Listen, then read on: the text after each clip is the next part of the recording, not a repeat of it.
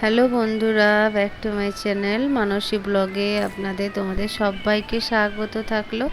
তো আপনারা সবাই কেমন আছেন? আশা করি নিশ্চয়ই ভালো আছেন। তো আমরাও সবাই ভালো আছি। তো আমার ফ্রেন্ডসরা যখন কমেন্ট করে, তো অনেক কমেন্ট করেছে, আমি ওদের কমেন্টগুলো পড়ি। এবার কি ভালো ভালো কমেন্ট লিখলে না সত্যি পড়েও ভালোও লাগে। তো কয়েকদিন ভিডিওটা ছাড়তেও পারিনি, আমি অসুস্থ ছিলাম। তো এই যে বলেছিলাম না আগের ভিডিওতে যে একটা অনুষ্ঠানে যাব, ওই যে গেছিলাম, ওতেই ঠান্ডা লেগে গেছে আমার। বৃষ্টিটা হয়েছিল, এই বৃষ্টিতে একটু হালকা আমি ভিজেও গেছি বাড়ি আসার সময়। তো আমাকে ঠান্ডাও লেগে গেছিলো, ওই জন্য আর কদিন ভিডিও ছাড়তে পারিনি। গলাটা শুনে নিশ্চয়ই বন্ধুরা বুঝতে পারছো। তো যারা আমার ভিডিওটা প্রায় দেখো, তো তাদের জন্য বলছি, তোমরা নিশ্চয়ই বুঝতে পেরেছো। আর যারা দেখো না তারাও আমার ভিডিওতে অনুরোধ রইল আসার জন্য। তো প্রথমে আমার বেডরুমের কাজগুলো করে নিলাম। বেডরুমের কাজ সাফ সাফাইটা আমি আগে করি। তো বেডরুমের সাফ সাফাইটা করে নেওয়ার পরে আর অন্যান্য কাজে যাব আমি। সকাল 6টা থেকে উঠে সমানে কাজ চলছে, মানে রেস্ট পাইনি। তো সকাল থেকে চলছে কাজ। এবার হাউস ওয়াইফ মানে তো জানো সংসারে কতটা কাজ থাকে আমাদের। তো একের পর এক পরপর কাজ থাকে। এবার যতই শরীর খারাপ হোক যাই হোক নিজেকে করতে হবে। হাজব্যান্ডের হেল্প সবসময়ও পাই না, যেহেতু সে বাড়িতেও থাকে না। ফৌজি স্ত্রী হয়ে সব কাজে হাজব্যান্ডকে আশা করলে সম্ভব নয়। আর ওর কাজের ব্যাপারটা তো জানো বন্ধুরা, যে আর্মি লোকের কাজটা কত আর ওদের দায়িত্বটা কত। যারা আর্মিতে যারা আর্মির স্ত্রী ওরা ভালোভাবে জানে। তো সেই জন্যই বললাম যে সব কাজে আশা করলে হাজব্যান্ডকে পাওয়া যায় না। তো আমরা সেই রকমই অভ্যস্ত হয়ে গেছি। তো এই যে বললাম না শরীর খারাপ হলেও নিজেকে করতে হবে। এবার ছেলেটাও বড় হয়ে গেছে, তো কিছু হেল্প ছেলে করে দেয়, ওষুধ আনার কাছ থেকে এটা সেটা টুকটাক হেল্প করে ছেলে। ওরও পড়াশোনা আছে, যখন আমি একদম পারি না তখন আমার ছেলে চলে যায়, এটা সেটা নিয়ে চলে আসে। তো এইসব কাজ তো করতেই হবে নিজেকে, যতই অসুস্থ থাকো যাই থাকো, তো এটা তো করতেই হবে সংসারের কাজ।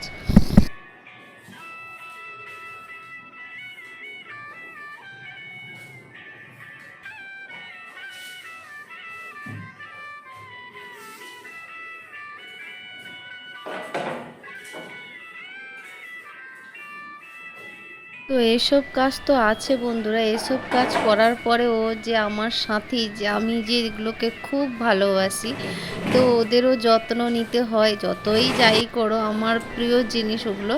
তো এই দেখতেই পাচ্ছ আমার সাথী, আমার গাছগুলো খুবই ভালো লাগে। তো এগুলোকে আমি যত্ন নিতে, যতই যাই হোক আমার এই যত্ন নিতে আমি এটাকে ছাড়ি না। তো আমার গাছগুলো হচ্ছে আমার প্রিয়, এইসব গাছ হচ্ছে আমার প্রিয় গাছ। তো এগুলো আমি ছোট্ট ছোট্ট ইয়েতেও কাপেও একটু করে লাগিয়ে দিয়েছি। তো এগুলো আমার খুবই ভালো লাগে, এই জন্য এই জানালায় বসিয়ে দিয়েছি। এগুলো হালকা, এখানে হালকা রোদও লাগে, তো এই জন্য জানালায় বসিয়ে দিয়েছি। এগুলো কেটে লাগিয়ে দিলে না বন্ধুরা বেশ সুন্দরভাবে ওর গ্রো করে। তো আমার এসব কাজ কমপ্লিট করার পরে চা করে নিলাম। চা করে একটু সকালবেলা আদা দিয়ে চা করে নিয়েছি। চা খেয়ে তারপরে অন্যান্য কাজ কাজ তো আছে বন্ধুরা। তো গরম গরম চা খেয়ে নেওয়ার পরে কি করব, তো আমি রুটি করতে চলে যাব। রুটি করে নেব, কেন 10টার সময় ব্রেকফাস্ট করবে, তার আগে আমি বানিয়ে রেডি করে রেখে দিয়ে যাব। তো আমি একটা বড় পেপার নিয়ে নিয়েছি। পেপার নিয়ে নেওয়ার পরে কি করলাম বন্ধুরা, রুটি আটা একটা গামলায় নিয়ে নিয়েছি। গামলায় নিয়ে আটাটা মাখিয়ে নিব। ওই যে নিচে পেপারটা দিয়েছি, কেন বন্ধুরা পেপারটা দিয়েছি, যাতে নিচেরটা যাতে নোংরা না হয়, ওই জন্য নিচে পেপার দিয়ে দিয়েছি। তো এতে আটাটা মাখালে আর নিচে পড়বে না, নোংরা হওয়ার কোনো প্রশ্নই ওঠে না। তো আমি কি করলাম, আটাটা মাখিয়ে ভালো করে ঠেসে 5 মিনিটের জন্য রেখে দিয়েছিলাম। তারপরে কি করলাম, বেলে নিব। আর রুটিটা আগে করার আগে না তরকারিটা আগে বসিয়ে দিয়েছি। তো তরকারিটা হতে হতে এপাশে রুটিটাও হয়ে যাবে আরামে।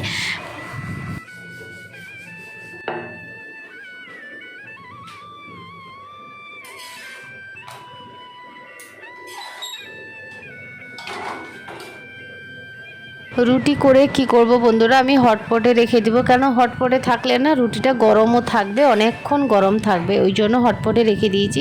এই যে বলেছিলাম, রুটি করতে করতে কি হচ্ছে বন্ধুরা, এপাশে আর একটা গ্যাসে তরকারিটা বসিয়ে দিয়েছিলাম। তো হালকা গ্যাস করে তরকারিটা হচ্ছিল, তারপরে স্নান করে ঠাকুর ঘরে চলে এসেছি।